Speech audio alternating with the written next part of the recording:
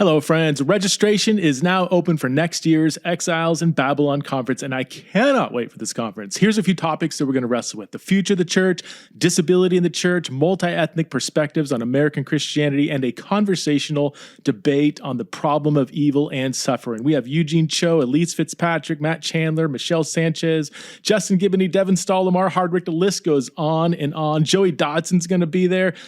Greg Boyd and Clay Jones, they're going to be engaging in this conversational debate on the problem of evil and suffering. And of course, we have to have Ellie Bonilla and Street Hymns back by popular demand.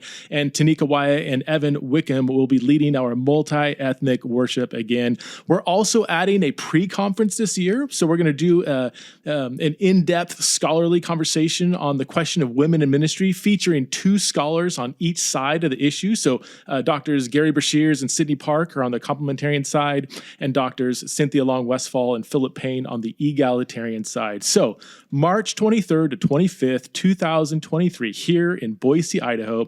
We sold out last year and we'll probably sell out this year again. So if you want to come live, then I would register sooner than later. And you can always attend virtually if you can't make it out to Boise in person. So all the info is at theologyintherod.com. That's theologyintherod.com.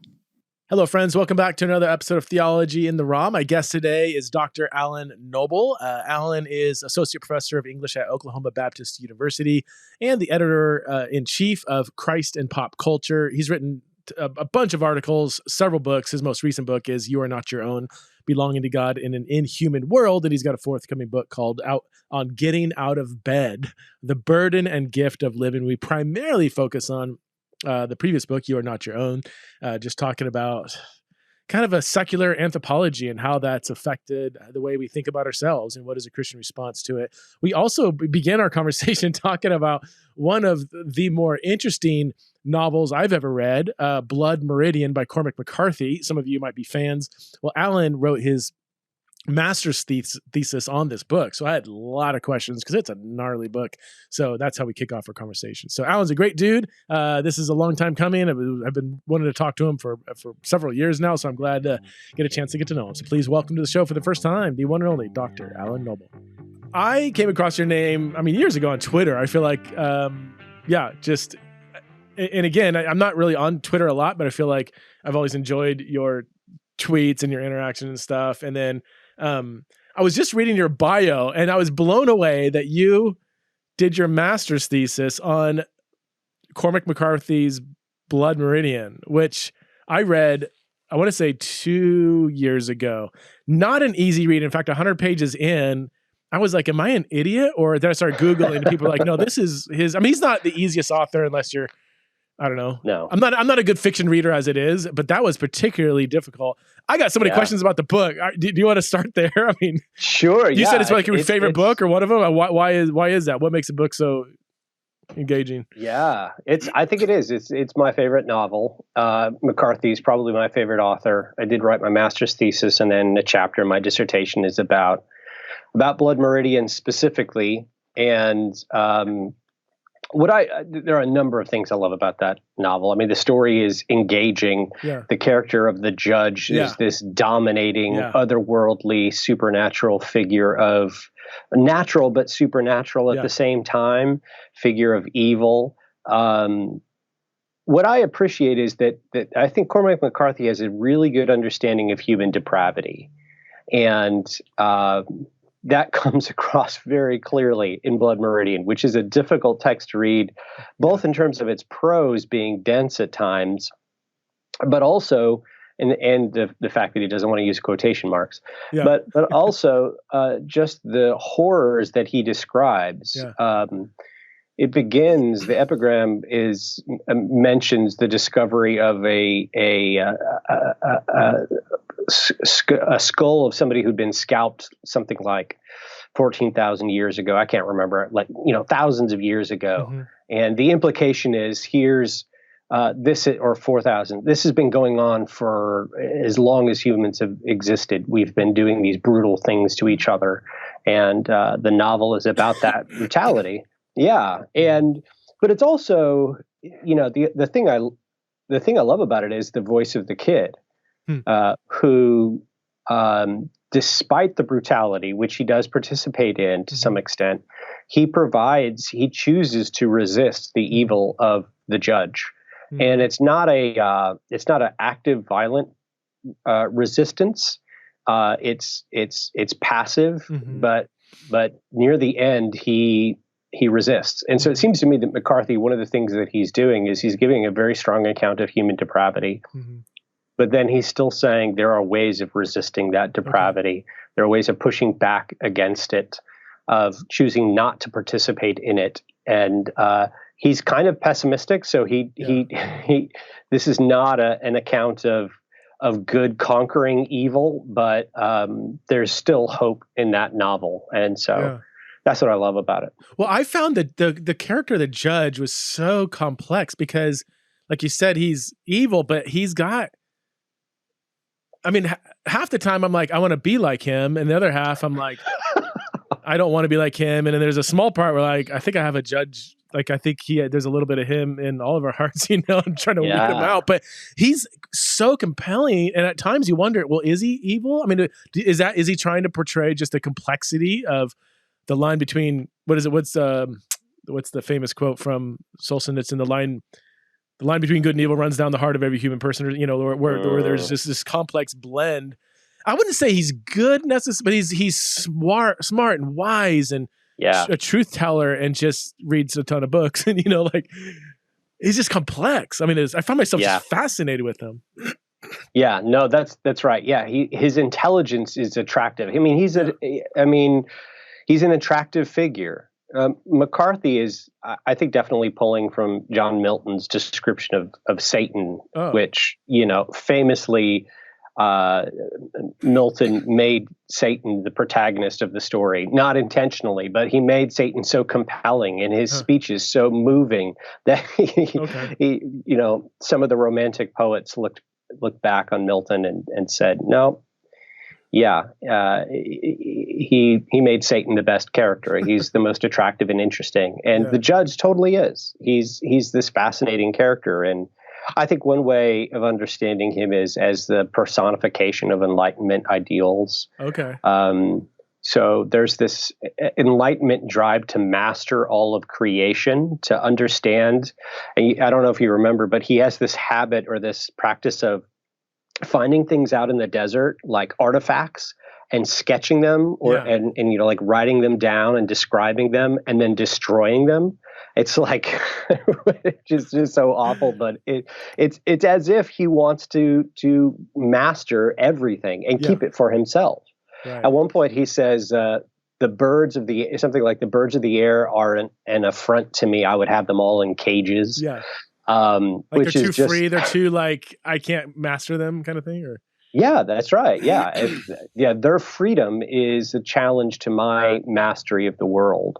So I also think about him as a sort of Nietzschean will to power. He seems to understand the world is all about those who can impose their will upon others and those who are weak and are consumed and destroyed.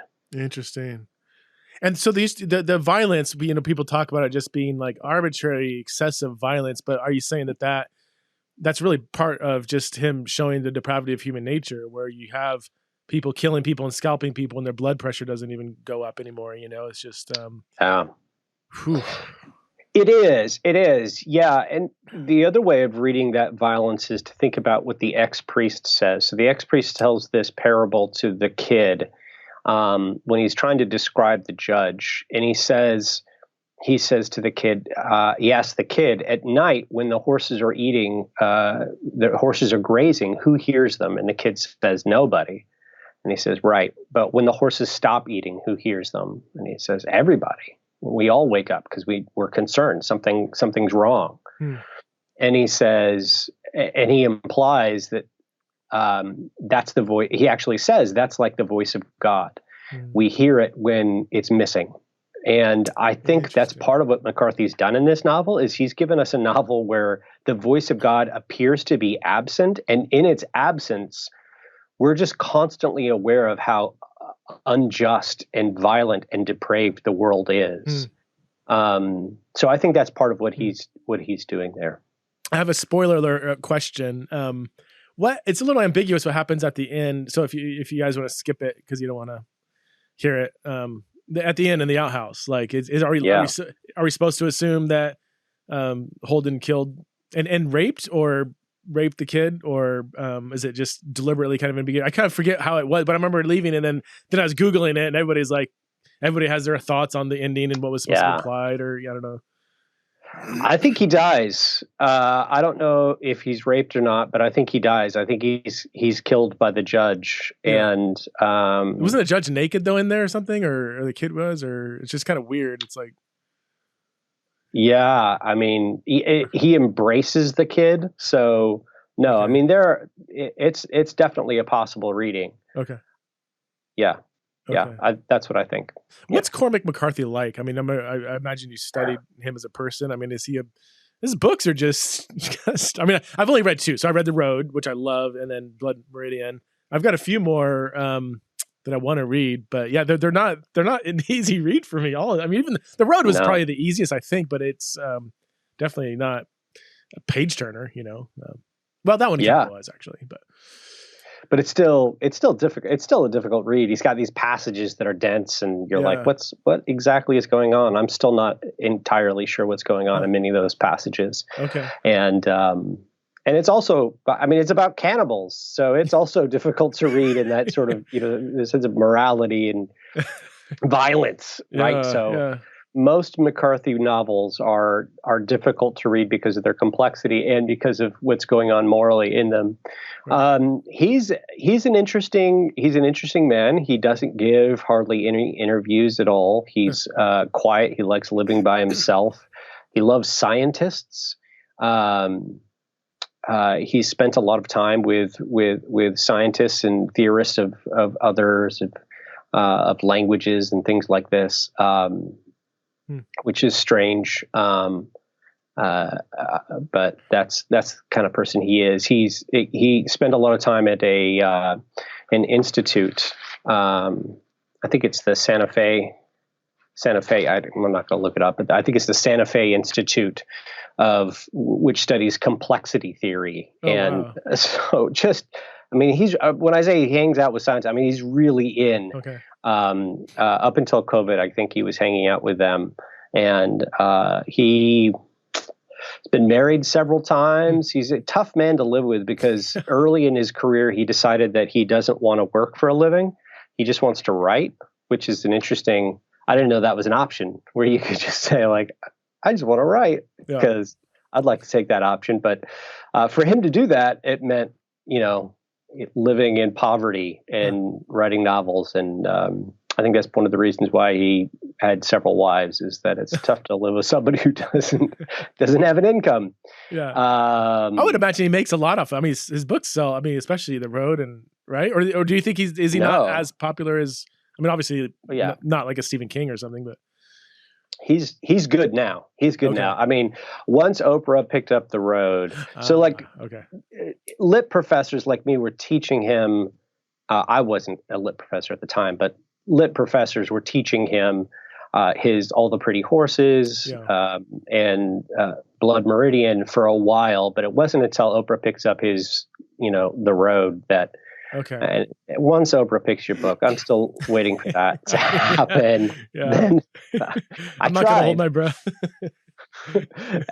So now he's good. Yeah, now he's good. And he's got he has this famous interview with Oprah where she asks him, because The Road is so religious, there's so much spirituality in it. And so she asks him, do you believe in God? And he says, it depends on what day you ask me.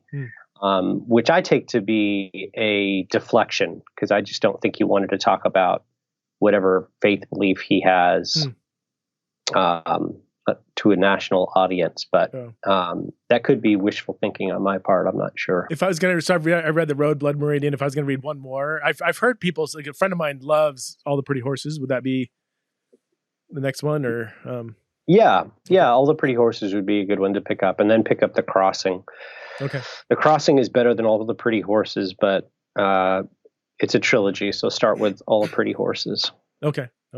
How'd you get into loving literature? Is this something that you grew up, reading lots of books and stuff, or was it something you fell into later on? Yeah, I loved reading books. Not great literature. It was like Garfield. Like the cat or what? Yeah, like the cat, like Garfield. It's not the name of some great author. It might be, but I don't know who it is. But no, yeah, Garfield the cat, that kind of stuff. But when I went to college, I had some really great lit professors for required classes, and I just loved the ability to be in a classroom and talk about all the issues that really mattered to me. Mm-hmm. The human experience is the subject of literature.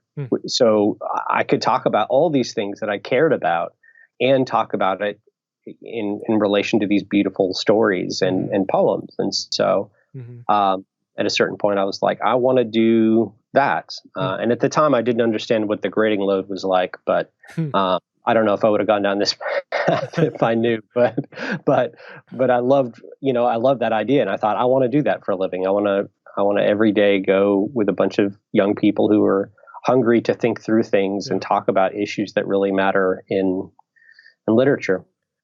Yeah, I would imagine being a lit professor, you're grading, you're not grading like, multiple choice exams or something. You're doing a ton of reading, and I would imagine the quality coming in is probably all across the map.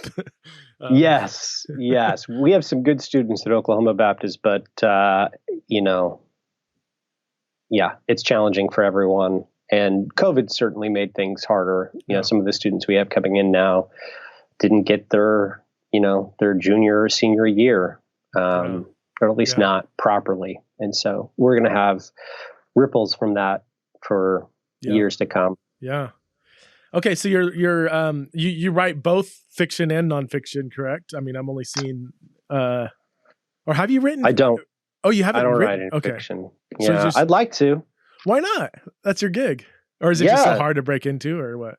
It just has to do with time, right? Like trade books, trade nonfiction, I can get in advance and justify to my wife and kids the time that I'm taking, right, to do this. And that's one of the ways I decide whether to speak someplace or to do something is like, okay, can I justify this time away from home, away from my family? And I could do that with nonfiction. Fiction's really hard. Yeah, I mean, it is hard to break into, but I do have a story I want to tell about taking my grandpa from Missouri to California after he broke his hip. Right before he passed away. That's quite an adventure, but I need the time to sit down and do that. So your latest one, you've got one coming out in April. I'm just looking at your Amazon page, On Getting Out of Bed, The Burden and Gift of Living. Your titles are so good. And then the one that came out just about a year ago, You Are Not Your Own, Belonging to God in an Inhuman World. I'm just assuming, that one coming out in 2021, meaning you probably wrote it or finished it during the pandemic. Tell us about that book. I given the title, I'm guessing I could probably guess some of the gist that's going to be in there. But what's this book all about? Yeah. So this book started out as a tweet, which is why I hope Twitter doesn't go anywhere, because I've actually really benefited from throwing out ideas and then just hearing from people. And so this was, I think, 2015. Yeah, it was 2015. And I was thinking through a lot of the cultural issues that were being debated at the time, which are the same ones still being debated among Christians about sexuality, about abortion, about justice, about all these different things. Mm-hmm. And it seemed to me that a lot of them hinged on this question of to whom we belong. Okay. And in my church, I'm Presbyterian, and so we were going through the Heidelberg Catechism, and we did the first question and answer. The question is, what is my only comfort in life and in death? And the beginning of the answer is that I'm not my own, but belong both body and soul of life and death to my faithful Savior, Jesus Christ. And so that was echoing, which is what a good catechism will do, is sort of just echoing in my head. And as I'm thinking about all these debates going on, that seemed to me part of the key, at the heart of a lot of these. And so I said something like, I think the church will weather modernity to the extent that it really understands this idea that we belong to God. And shortly after tweeting that, I was like, this is a big idea. This could be like a book. And I had just written my first book, Disruptive Witness. And so that was echoing in my head. And so the central argument is that our contemporary society is based on a false anthropology. All societies have an anthropology, some conception of what it means to be a human person. And we build our laws, our structures, our institutions, our roads, our housing, our cultural artifacts, our novels are based on that conception of what it means to be a human person. Which means that if you start with a flawed conception of a flawed anthropology, a flawed conception of a human person, then there's going to be this feeling of alienation. There's going to be anxiety. You're going to feel continually out of place. There's going to be a disconnect between your environment and who you actually are, and even between yourself and who you really are. Okay. So my argument is that this false anthropology is the idea that we are our own and belong to ourselves. And from that ideology, we have 5 responsibilities, what I call the responsibilities of self-belonging, these burdens that are placed on our backs, which are justification, identity, value, meaning, and belonging. And all of us are required to create these things for ourselves and sustain these things for ourselves perpetually.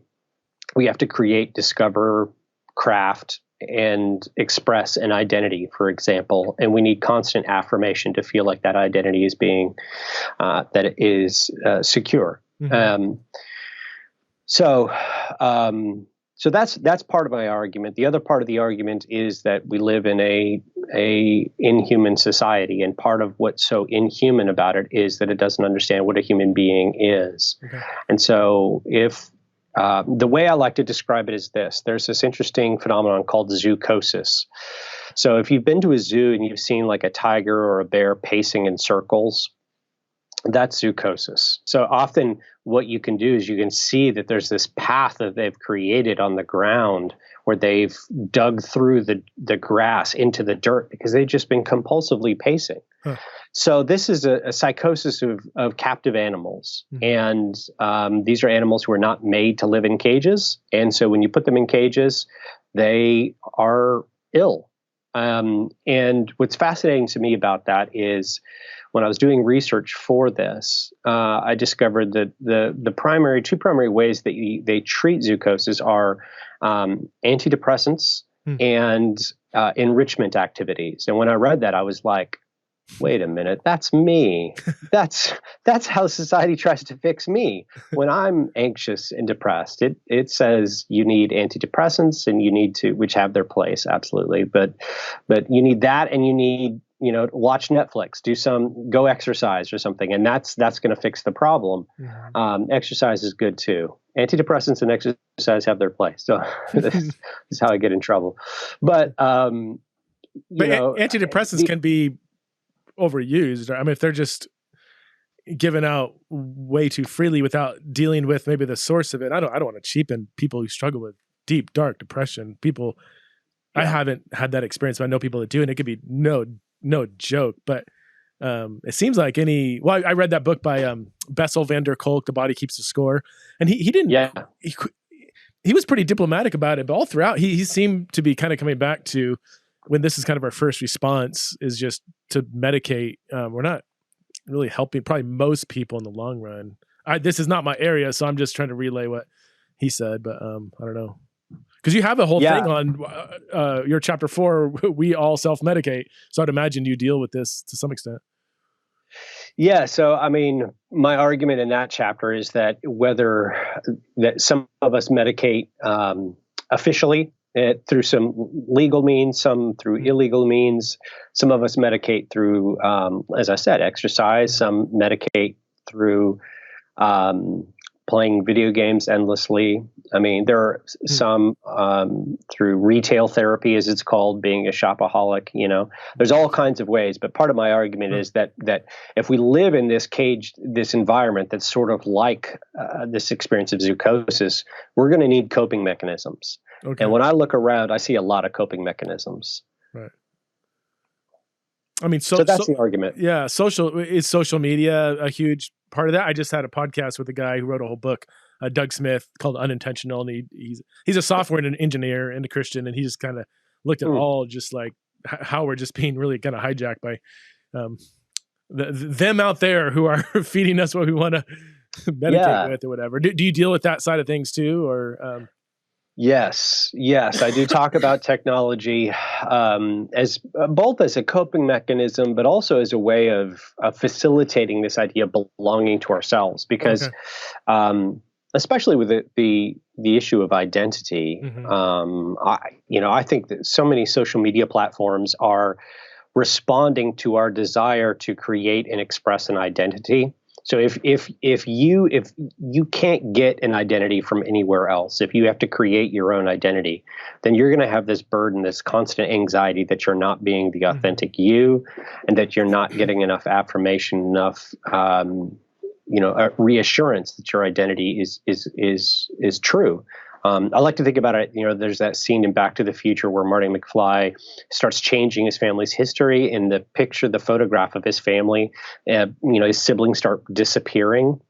I think for a lot of people, if they're not constantly on social media projecting their identity, there's that feeling that they're sort of just slipping away, that they're disappearing from the consciousness of other people, and therefore their identity is liquid, it's insecure. And so that's what social media can do for us. It can provide a way for us to project ourselves and express ourselves in expanding different ways, right? Expanding options. So social media platforms are always releasing new ways to express content, to promote content. But the other thing that it does is it provides measurable affirmation, because everyone who has an identity needs to have a witness to that identity and who affirms that identity. And so, which is actually pretty ironic, because if we are our own and belong to ourselves, then we want to say things like, nobody can put me in a box, nobody can define me, nobody can judge me. This idea of being, an autonomous identity. Yet at the same time, we're all radically dependent upon other people to affirm us, because everybody needs some kind of external affirmation. And the internet provides that, right? In measurable forms. Like, I can count the likes, I can count the follows, I can count the comments. And so I do talk about social media. I mean, the cliche is that this drastically affects Gen Z and young millennials, people under 25. Have you found that to be largely correct, or do you feel like it's not just a young person issue when it comes to just this endless quest to find out who we are and, Yeah, no, we can it's not just a certain age. And I think that's one of the misnomers and the ways that we can blame this on the young kids with their internets and their TikToks and their Snapchats and whatnot. But I mean, I just had a high schooler tell me, Facebook is for old folks, which is, okay, fair enough. But spaces like Facebook are filled with older people who are just as concerned with projecting their identity. It may be that, you've got an aunt who likes to share really tacky religious memes, right? So some photograph of an eagle that's highly pixelated and then like a verse overlaid on top of it. And by sharing this is, one of the ways that she expresses who she is to the world. And your uncle, it's politics, but there's still that anxiety. And what's interesting is your uncle who's really into politics, or maybe it's you, I don't know, whatever, is less concerned with persuading the other people that they're communicating with than announcing themselves to the world, right? Announcing their position to the world. And that's, I think, one of the tells that, that we're talking about what's called expressive individualism, which is another way of describing this burden of responsibility that I'm talking about. I was going to say that this sounds a lot like Carl Trueman's book. I'm sure you've read it, The Rise and Triumph of the Modern Self. Is it very similar in some of the concepts you're talking about, or at least the anthropological themes that he's identifying there? Is that what you kind of like? you have any critiques of his book, or do you feel like he's pretty right on? Or I don't have any specific critiques. I started reading it, and I have not gone back to finish it. So I got early access to it, so I could, because I was writing this while they were editing his book. I was finishing up my book, and so I was able to get an early copy so I could see, okay, do I have to quote this? And I decided, no, we're both doing the same thing, but we're doing it from very different angles. So for Truman, who's a historian, he gives a historical account, and I'm not interested in history. Or that sounds bad. I'm not trained in history, and so I don't give it. My book doesn't give a historical account. It's also much more. I've been told it's much more pastoral and existential than Truman. So it's just a different emphasis.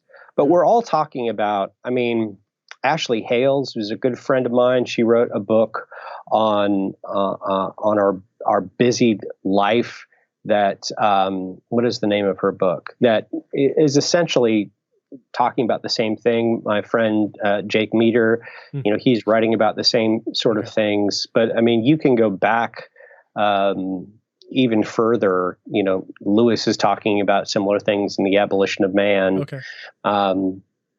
So we're all just approaching it from different angles, and in part because people have been sort of raising this alarm for a long time, and it still needs to be heard. So it's an interesting challenge as a writer, because when I was sitting down to write this, I was like, this message has already been received, but it still needs to be heard. So I'm going to try to do it. So it's like any book. I mean, even books that sell a lot or become really popular, even a book that sells 1 million copies, which is off the chart, it's like, that's still a tiny percentage of people that read it or bought it, then smaller percentage that read it, and then people that actually read it and actually did something about it, which, so it is a little frustrating to think, how little of a dent 1 or 2 or 10 books can make.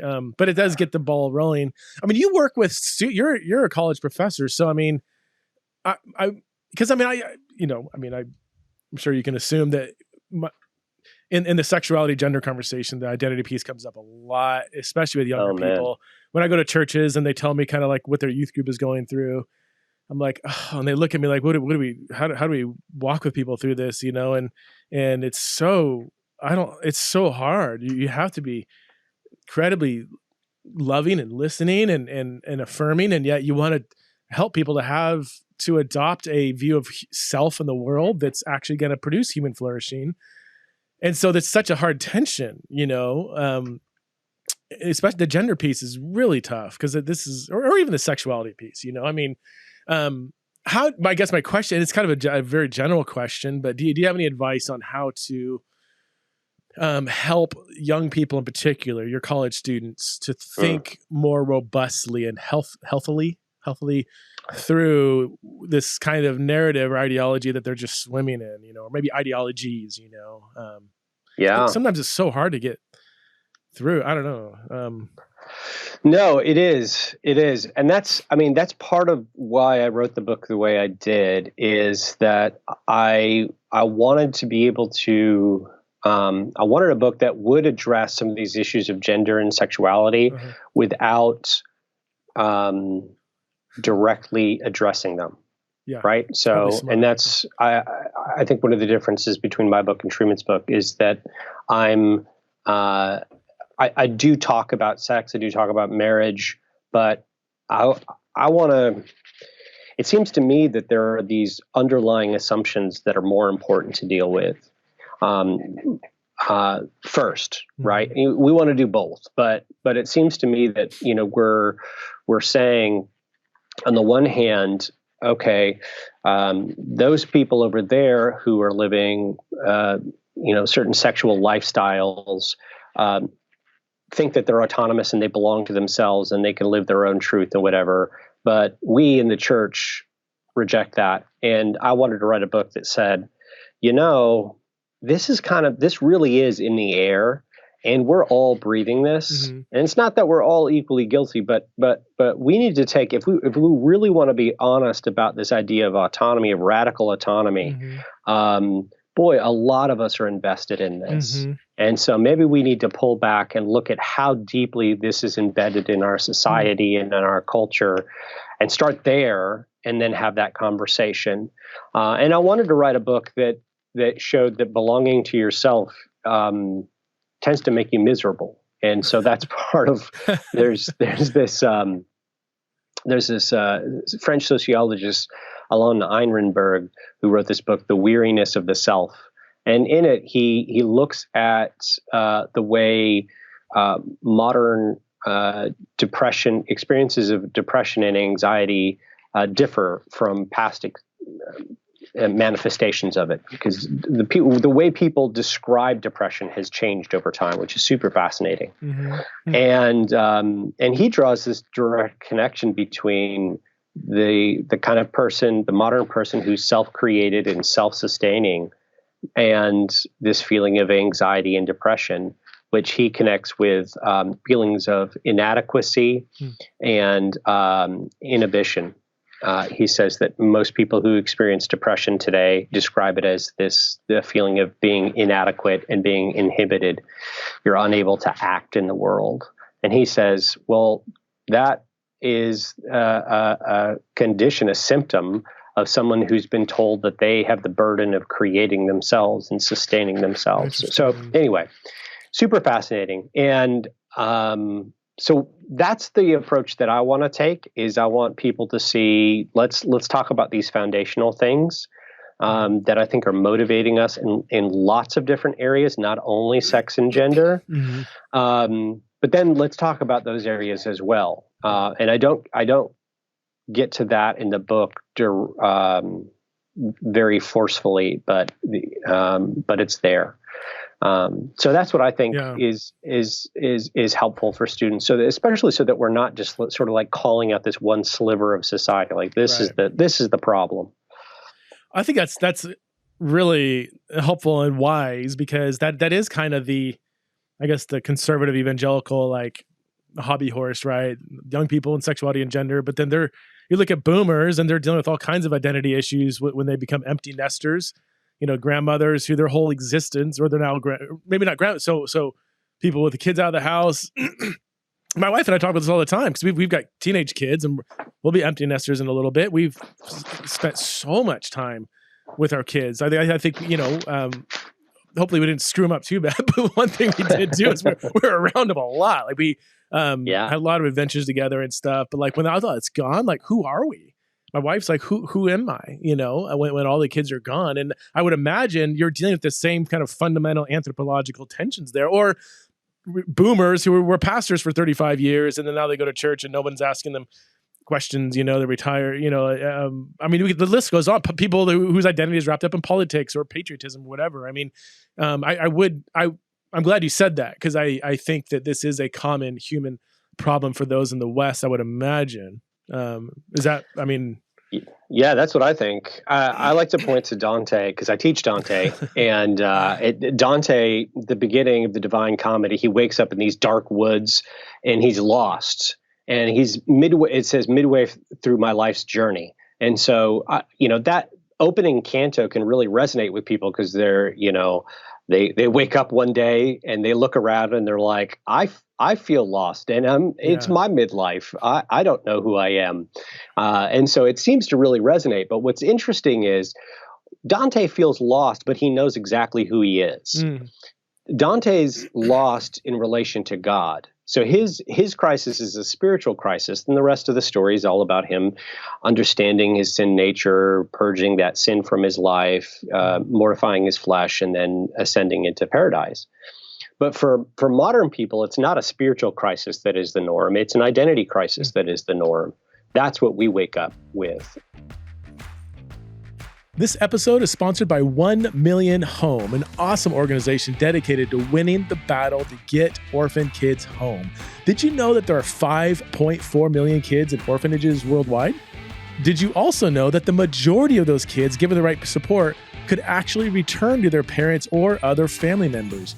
In the face of family separation throughout the world, God is setting the lonely into their families. And 1 Million Home is doing an amazing job creating pathways to reunify kids with their families throughout the world. You might remember that I had Brandon Stiver on the show from 1 Million Home a few podcasts ago. It was episode 989. And I was so blown away at the amazing work that he and 1 Million Home are doing. So we are inviting Theology and Raw listeners, the Theology and Raw community, to join the movement of family reunification for Giving Tuesday this year. That's November 29th. It's coming up.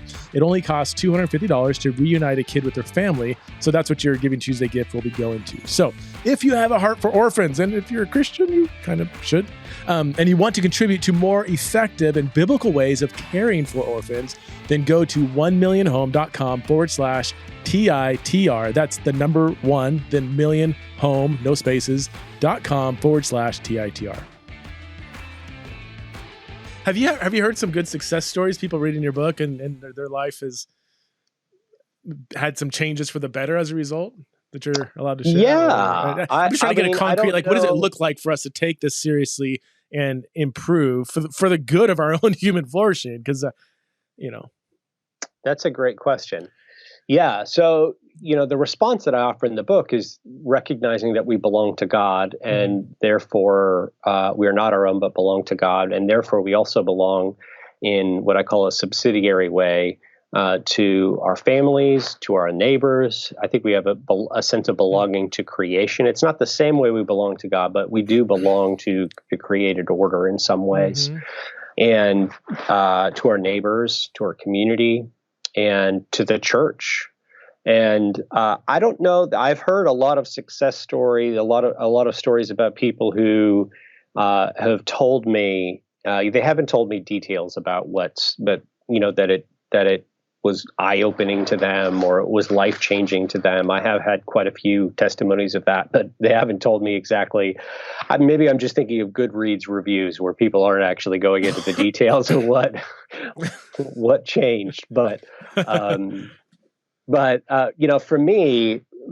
for me, I think I've been thinking a lot about friendship, which I think is just such a critical part of human life, and one that is very difficult, I think, in a society that teaches that you are your own, because we don't like to have commitments to other people, and friendship requires commitment of some kind. One of my favorite philosophers, Zygmunt Bauman, says that for modern people, commitments are always until further notice. So there's this until further notice-ness to our relationships. I'm your friend until further notice. I'm your husband until further notice, whatever it might be, right? So that makes it challenging. But to me, I think about, as far as living this out, having communities, having church communities, for example, where, spontaneously inviting people into your home without an agenda is part of what we're doing. Where there's this leisureliness to our existence. Those are the things that I think about. How much do you think, and maybe you talk about this, just as you're talking, I just think of like kind of you're in a PCA church. Yeah. So a little more liturgical high church, I would assume, compared to like your average non-denominational. So I go to an average non-denominational, very low church. And that's kind of the air I've been breathing for most of my church life. And it seems to foster this kind of like all the stuff you're saying too, maybe on a lower level, but very individualistic all the way from the lyrics of the songs. It's very much like when people ask how was church, it's typically they're asking about were your emotions stirred, as an individual, not like, wow, that message I thought was crap, but I know there's a lot of people, my community was really impacted, or whatever, or like, yeah, I hated all the songs, but I don't know, the members aren't even good examples, but like, it does, I don't know. I wonder how much of it very unintentionally is fostering this kind of weak anthropology that you're talking about. Is that something you talk about, or do you have any thoughts on that? I don't talk about it in this book. I do talk about it in my first book, Disruptive Witness. Okay. And I use Charles Taylor's idea of excarnation, which is really fascinating. So this idea of just being stuck in your head, Okay. And so I do think, I mean, I grew up non-denominational churches, and it was this excarnational experience. I walked in, and it was private. It was a private experience. I worshiped in private. The music was so loud, and it was about my personal relationship with God. And Paul has that command that we're to encourage each other with spirit songs and spiritual hymns. I'm getting that wrong, but you know what I'm saying.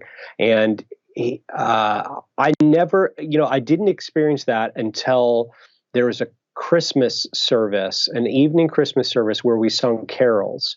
Oh, yeah. And the auditorium, the congregation was louder than the musicians. And because of that, I was literally encouraged. And it was like the first time, I think, in my life where I had experienced what Paul was talking about. And I was like, oh, we all are rejoicing over the coming of Christ, the incarnation. Wow, I feel nourished by this. I feel encouraged. But in any event, that sense of encouragement can really only happen if our services are not highly individualistic, if it's actually part of a community. So, the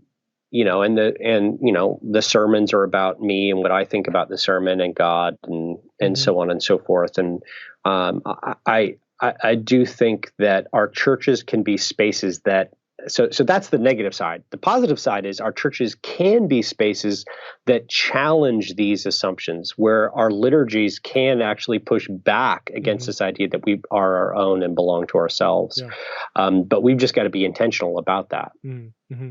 So you didn't grow up Presbyterian? You grew up non-denominational, or? Okay. Yeah. Yep. Well, you're at a Baptist school and you're not Baptist. Is that not a big deal? Oh, shh. Keep it not so loud. They find out, I'm in trouble. No, yeah. I mean, I don't teach in the theology department, so I'm good. Oh, is that the theology department has to go to a Baptist? Yeah, I mean, I'm not teaching on infant baptism over here. I'm teaching how to read poetry and literature, and theology gets mixed into that. But I'm not. Seems like the theology and doctrine stuff for the Baptist. Seems like a secular sacred divide. We had the same issue at Cedarville when I was there. On I think in Cedarville, what was it? I think it was like women in leadership was a big. Yeah, we had on the Bible department, like we had one female professor who taught like spiritual formation, or and the argument was, but she can't teach theology. I'm like, tell me, what do you think spiritual formation is? What do you think theology is? Like, she can't teach Old Testament survey. She can just, teach people the practices and the ways of Jesus. I'm like, does she open the Gospels to learn? Well, yeah, but it's not theology. It's just, I'm like, it's just, it was odd. It was odd. And I think a lot of us were like, yeah, this is kind of inconsistent, but yeah, maybe it's different now. Probably not. Yeah. When were you there? I was there 07, 09, a really short time. It was, Cedarville's been through a lot. Yeah. A lot. And I was there kind of between two storms. I had come in right on the heels of, and I don't know how, I think it's all public, but there was just some professors that got let go or fired, maybe. I don't know the language. I don't know the language that they actually use. Usually it's like, yeah, we moved them on to better fields or something, and here's a severance, and don't say anything or whatever. How are they? I don't know how Cedarville did it, but that's and it was a great 2 years. And then after I left, I heard like a lot of my friends that were there ended up leaving because they're like, yeah, the direction's doesn't resonate maybe with where they wanted to go. But still have friends that teach there and they really love it. And the students, as always, were amazing. Loved my time with the students. Still keep up with some students here and there. So that's awesome. Yeah. I miss it, man. I miss part. There's aspects of college teaching that I miss. So fun being in a classroom where you just can engage ideas and force people to think critically. And you have the freedom to just kind of open up categories that, like, I do a lot more preaching now in churches, and it does seem, and I love that too, that space, but it's there's something about that classroom where you get to really engage students, and don't miss the grading, don't miss the schedules. Yes. Yeah. No, it's the classroom that gives you life. Yeah.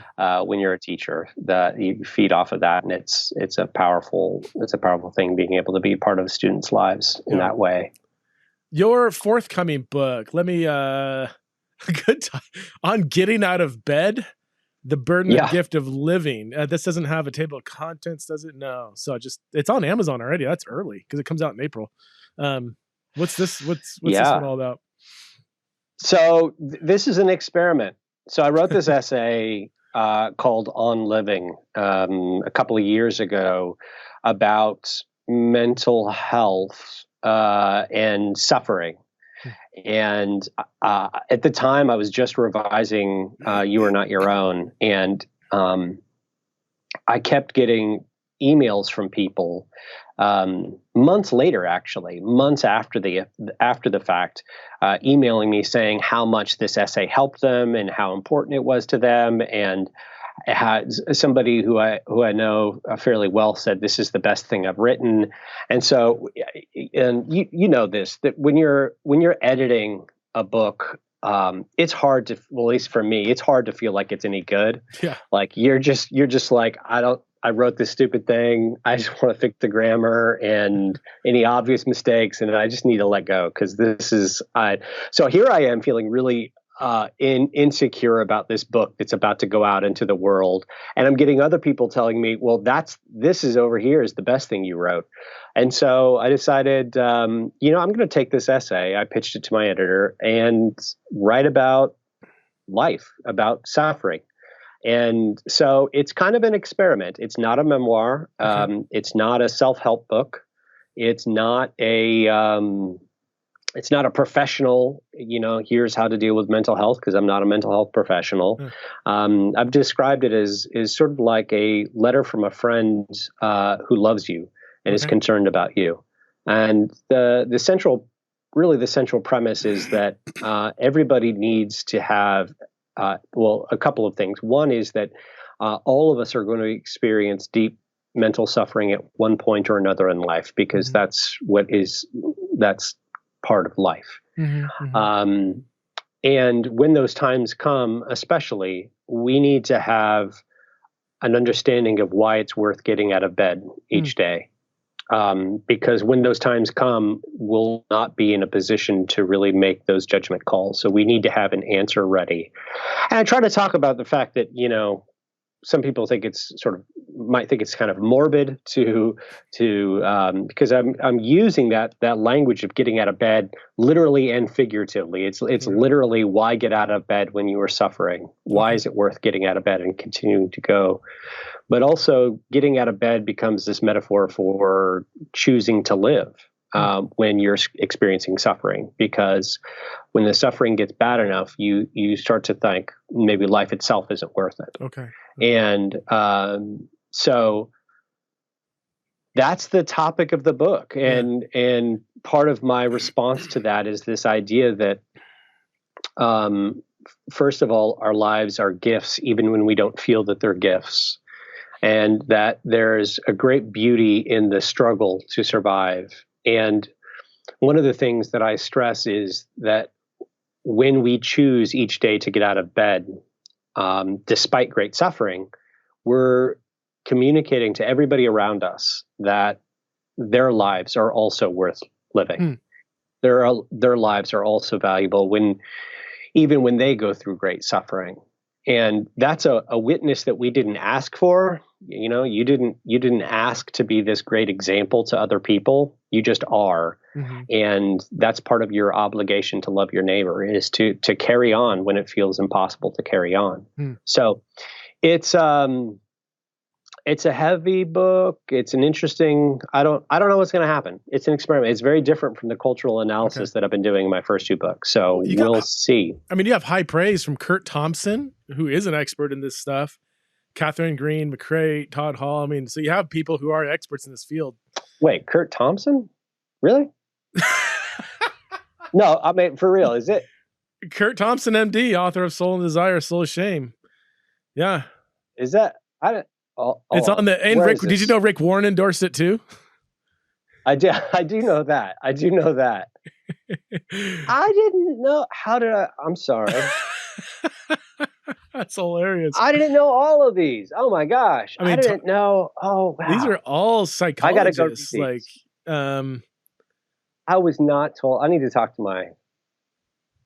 my publisher. Professor of psychology at Fuller, Xiang Yang Tan. I'm not pronouncing that right.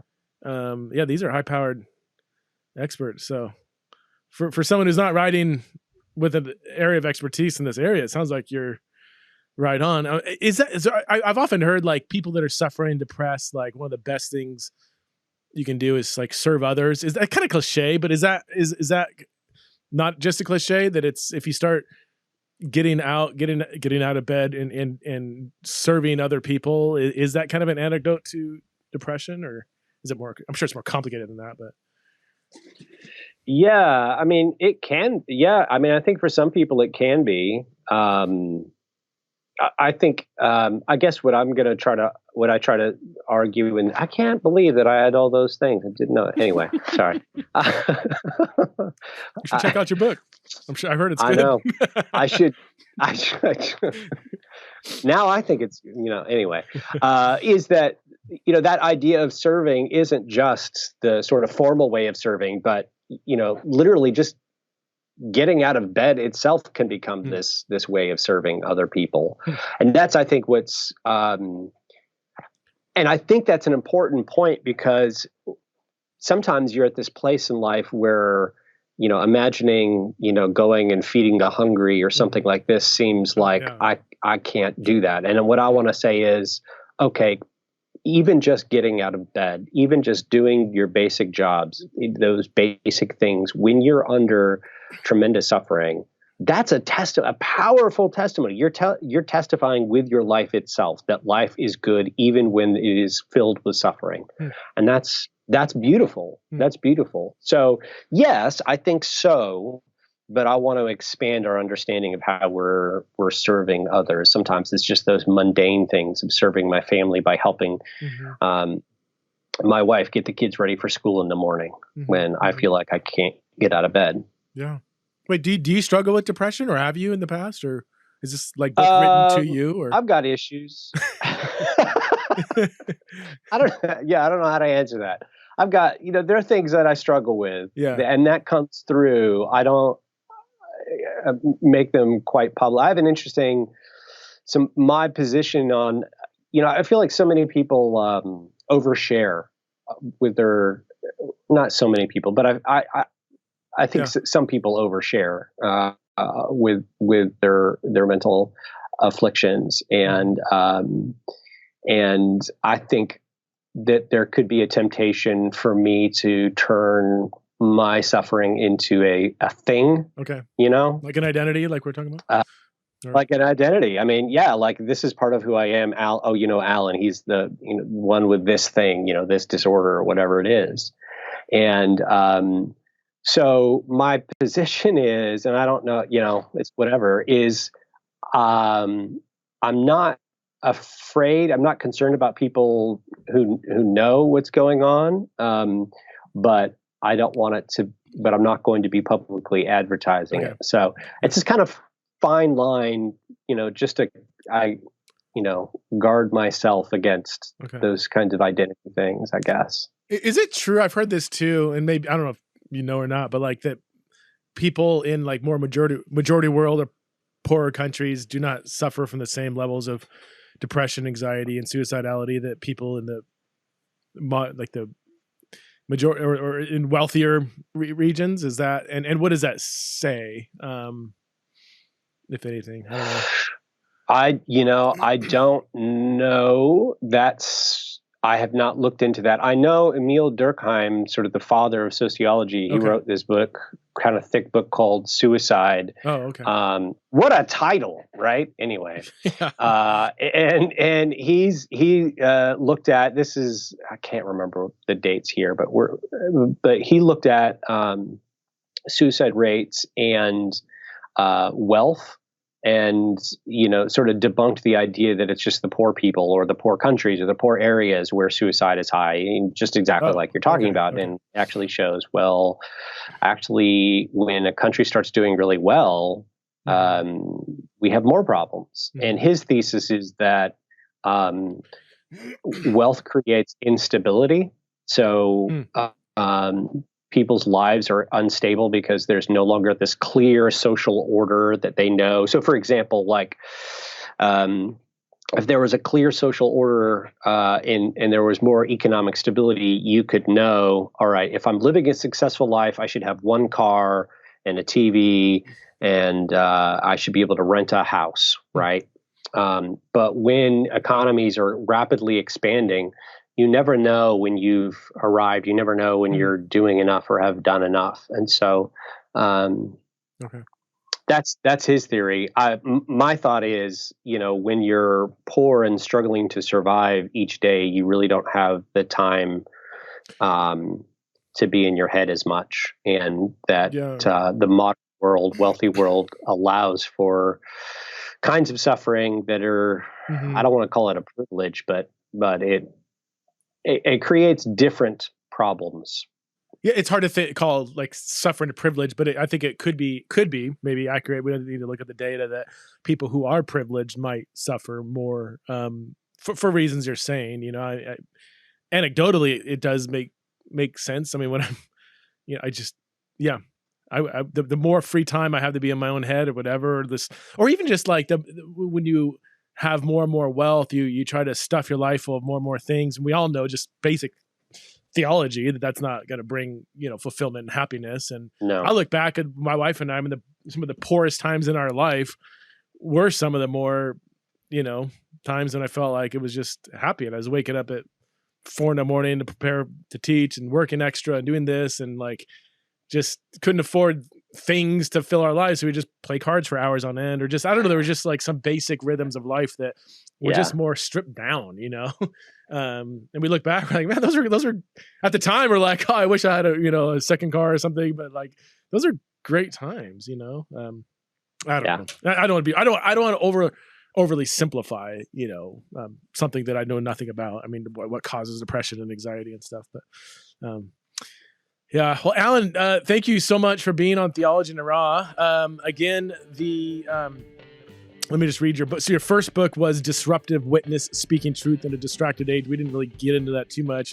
The one that came out a year ago, You Are Not Your Own, Belonging to God in an Inhuman World. And then your forthcoming book on Getting Out of Bed, The Burden and Gift of Living, which is a really short book. It's 120 pages or something. So for those of you who like short books, this would be worth checking out. So thank you. Really appreciate you, bro. And one of these times you can hang out face to face, I'm sure.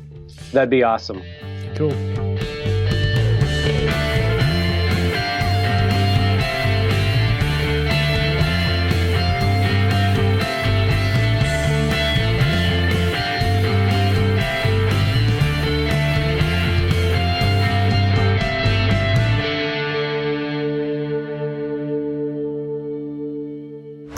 This show is part of the Converge Podcast Network.